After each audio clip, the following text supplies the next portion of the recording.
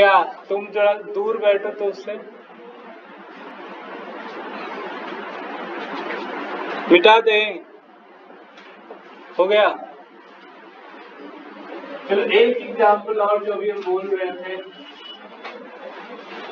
Third में लिखना तुम लोग, सेकेंड तक लिख लियो ना। थर्ड में लिखना है वुमेन्स कैप्सूल। ये कोई खाने वाला कैप्सूल नहीं है, हम सबके अंदर ही कैप्सूल है और उसका नाम क्या है? थर्ड नंबर पे लिखना है नेफ्रॉन। क्या है? ये है तो बहुत छोटा, लेकिन आज हम बनाएंगे बड़ा। ये भी, इसका भी संख्या हमारे किडनी में बहुत सारे लाखों लाख है। कहा जाता है कि जिस तरह से लंग्स में 10 लाख एल्वियोलाई होता है ना, तो किडनी में 10 लाख नेफ्रॉन होता है एक किडनी में। किडनी में कितने होते हैं? तो हम लोग लाखपति हैं, लेकिन इन सब चीजों में लाखपति हैं हम लोग। ठीक है, हमारे पास भी लाखों लाख चीजें हैं, इन देख लो क्या है लाखों लाख।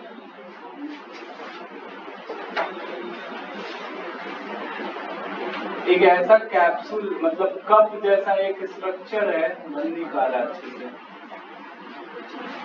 देखो, एक ऐसा कप जैसा स्ट्रक्चर है जिसको हम लोग कहते हैं वुमेन्स कैप्सूल।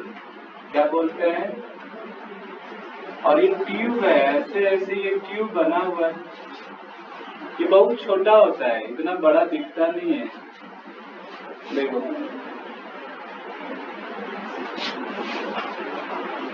फिर जब आगे का चैप्टर पढ़ेंगे तो तुमको ये बात समझाएंगे अच्छे से। देखा, किडनी में ऐसा मिलता है, किडनी के अंदर ऐसा मिलता है 10 लाख, एक दो नहीं, यूनिट ऑफ किडनी भी इसको बोलते हैं। किडनी का यूनिट क्या कहलाता है? नेफ्रॉन। ठीक है, तो याद रखो अभी से। ये जो कप जैसा दिख रहा है, इसको हम लोग कहते हैं वुमेन्स कैप्सूल। क्या बोलते हैं? यहाँ से यहाँ तक के रीजन को कहा जाता है, यहाँ से यहाँ तक के रीजन को कहा जाता है PCT। क्या बोलते हैं? हाँ, प्रॉक्सिमल, ध्यान से सुनो, प्रॉक्सिमल कॉन्वुलेटरी ट्यूब या ट्यूब्यूल्स भी बोलते हैं।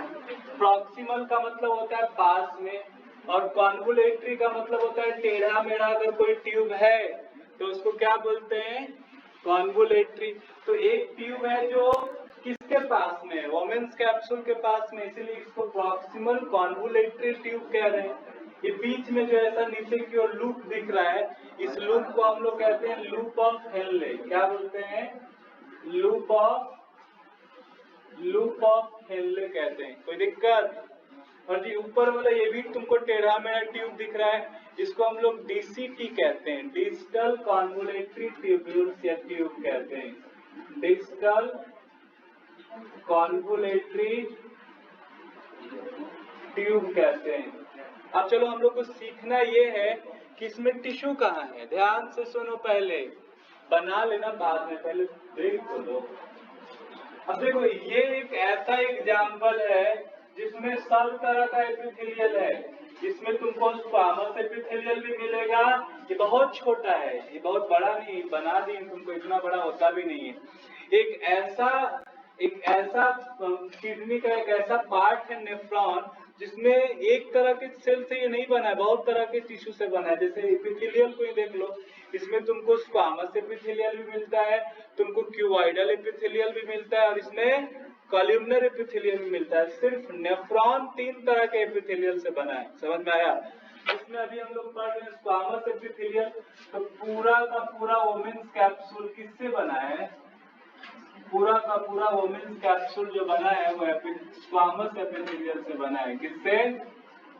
ये बात लिखना पड़ेगा हम लोग को, और याद भी रखना पड़ेगा कि नेफ्रॉन का वुमेन्स कैप्सूल किससे बना होता है। देखो, समझ में आई बात? और लूप ऑफ हेनले, ये लूप ऑफ हेनले भी किससे बना है? स्क्वामस एपिथेलियल से ही बना है। इसको भी बना लो। ये लूप ऑफ हेनले में भी स्क्वामस एपिथेलियल ही है। देख रहे हो इस तरह से स्क्वायर शेप कुछ सेल है। बस इसमें इतना ही बात याद रखना है। समझ में आई बात? क्या क्या लिखना है रीजन में? फर्स्ट लिखना है नेफ्रॉन के अंदर वोमेन्स कैप्सूल और दूसरा में loop of Henle are made up of squamous epithelial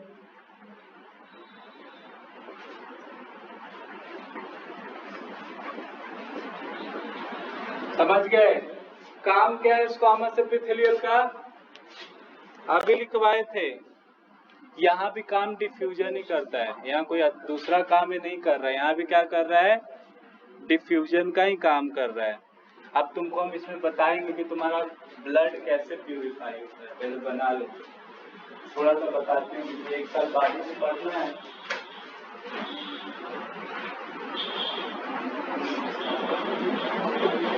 पूछेगा स्क्वामस एपिथेलियल में इंटरसेलुलर स्पेस होता है कि नहीं? बहुत कम होता है, लेस इंटरसेलुलर स्पेस होता है। दिख रहा है ऐसे भी कम दिख रहा है, होता भी बहुत कम है।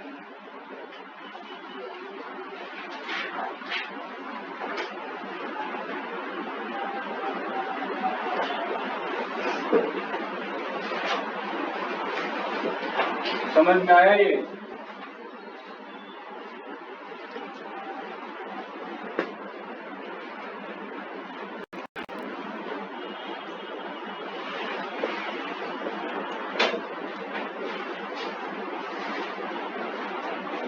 जल्दी करो।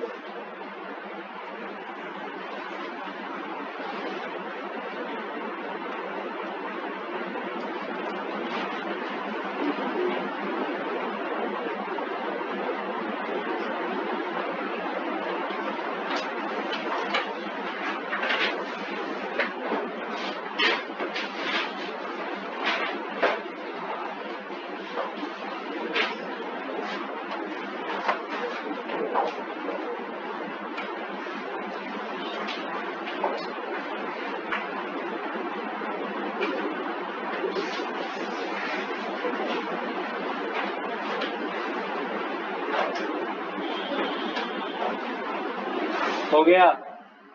अब देखो ये पीसीटी है और ये डीसीटी है, ये क्यूबॉइडल एपिथेलियल से बना है। समझे? ये स्क्वामस नहीं है, क्यूबॉइडल है। तो जब हम लोग क्यूबॉइडल पढ़ेंगे तो पढ़ लेते हैं। देखो इसी में एक चीज और बता रहे थे, ध्यान से देखो। अभी हम बोले एक बात कि नेफ्रॉन का काम क्या है पता है? इसी से हम लोग सीखे हैं एक्वागार्ड बनाना। एक्वागार्ड सबके घर में लगा है, पानी को जो प्यूरिफाई करता है ना? क्या काम करता है एक्वागार्ड? जितने भी पानी में अनवांटेड जो इम्प्यूरिटी है उसको बाहर कर देता है, तो पानी हमारे लिए क्या हो जाता है? अच्छा हो जाता है और हम और तुम पी लेते हैं। वही काम नेफ्रॉन करता है और एक्चुअली नेफ्रॉन से ही सीखे हैं ये बनाना। ये मशीन हम लोग ऐसे नहीं बनाए। नेफ्रॉन भी सेम काम करता है किडनी के अंदर, और एक किडनी के अंदर 10 लाख ऐसा स्ट्रक्चर है। देखो क्या है, यहाँ पे ब्लड वेसल्स आता है, एक नहीं हजारों ब्लड वेसल्स आते हैं। इसमें ढेर सारा ब्लड है, इस ब्लड वेसल्स में ढेर सारा ब्लड है, ढेर सारा ग्लूकोज है, ढेर सारा आयंस है, जो भी चीज होता है सब है। ऑक्सीजन है, कार्बन डाइऑक्साइड है, इसमें कुछ इम्प्योरिटी भी है। और इम्प्योरिटी क्या है? Nitrogenous wastage. क्या बनता है हमारे अंदर नाइट्रोजिनस वेस्टेज? यूरिया। यूरिन के द्वारा हम लोग बॉडी से क्या बाहर करते हैं? यूरिया। और यूरिया बहुत ही टॉक्सिक सब्सटेंस होता है, जहरीला होता है। इसको बाहर करना बहुत जरूरी है। और बनाता कौन है हमारी बॉडी में यूरिया? Liver cell. कौन बनाता है? Hepatic cell. जो लीवर है वही नाइट्रोजिनस वेस्टेज को बनाया है, और लीवर से आया है किडनी में ये बाहर होने के लिए। तो देखो यहाँ पे ये आता है, निकलता है। यहाँ पे बहुत सारा चीज है, ब्लड से निकला है, यहाँ पे कुछ ग्लूकोज निकला है, ऑक्सीजन निकला है, नाइट अमोनिया, यूरिया भी निकला होगा, यहाँ पे सब निकल गया। यहाँ पे कुछ आयंस भी है। देखो तो अच्छा चीज भी बाहर हो रहा है भाई। ग्लूकोज क्या है? मेहनत से तुम पचाते हो खाने को, तुम खाए, उसके बाद तुम्हारा डाइजेस्टिव सिस्टम खाना को तोड़ के ग्लूकोज बनाया, तो वो भी बाहर होने जा रहा है, आयंस है वो भी बाहर होने जा रहा है, बहुत सारा वाटर मॉलिक्यूल्स है, ये सब बाहर हो जाएगा क्या? नहीं। अपना बॉडी इतना बेवकूफ थोड़ी है, अच्छा चीज को ही फेंक देगा। ये पहले सब आता है, ये फिल्ट्रेशन बाउंड्री है, फिल्टर होकर के नीचे आता है। और जितना अच्छा चीज है ना हमारे बॉडी का, ग्लूकोज क्या है, अच्छा चीज है, ये दोबारा रीअब्जॉर्ब हो जाता है। देखो यहाँ भी ब्लड वेसल्स है, ये चारों तरफ ब्लड वेसल्स है, तो मान लो कि ग्लूकोज इधर आ गया, तो ग्लूकोज यहाँ से किधर चला जाएगा, दोबारा ब्लड वेसल्स में। ऑक्सीजन तो चलो यहाँ का सेल यूज कर लेगा, इसको भी तो चाहिए होगा, ऑक्सीजन यूज कर लेगा, ग्लूकोज जितना लेना होगा ये ले लेगा, और जो बाकी का एक्स्ट्रा ग्लूकोज है वापस ब्लड वेसल्स में चला जाएगा, जो बाकी का वाटर होगा वो भी चला जाएगा। ये पूरा डीसीटी में और पीसीटी में वही काम हो रहा है, लेकिन बच क्या जाता है इसमें, यूरिया को कोई नहीं लेता है। यहाँ लास्ट में आते आते ना ब्लड इसमें सिर्फ क्या बच जाता है, यूरिया। जितना भी इसमें अच्छा चीज मिक्स था वो सबको क्या किया, रीअब्जॉर्ब। कौन सा प्रोसेस से, तो बाय डिफ्यूजन। ये डिफ्यूजन इसलिए हो रहा है क्योंकि ये पूरा का पूरा एपिथेलियल टिश्यू का बना हुआ है। समझ में आई? नहीं आई तो जा करके जब देखो, जब क्लास 10th में बताएंगे तो तुमको फिर से बताएंगे कि हाँ स्क्वामस एपिथेलियल से बना होता है। तब तक तुम ये मत भूल जाना, ये याद रखना कि जो वोमेन्स कैप्सूल होता है और लूप ऑफ हेनले होता है वो स्क्वामस एपिथेलियल से बना है। समझ में आई बात? ये सब याद रखना है। मिटा दे अब, हाँ ये भी बनाना है, ये हम बता दें क्योंकि किडनी की बात किए तो ऐसे अपना टॉपिक में है नहीं, इतना ही याद रखना स्क्वामस एपिथेलियल में, याद रहेगा। चलो अब हम लोग पढ़ते हैं, दूसरा क्या था, क्यूबॉइडल। क्यूबॉइडल एपिथेलियल देखो क्या है,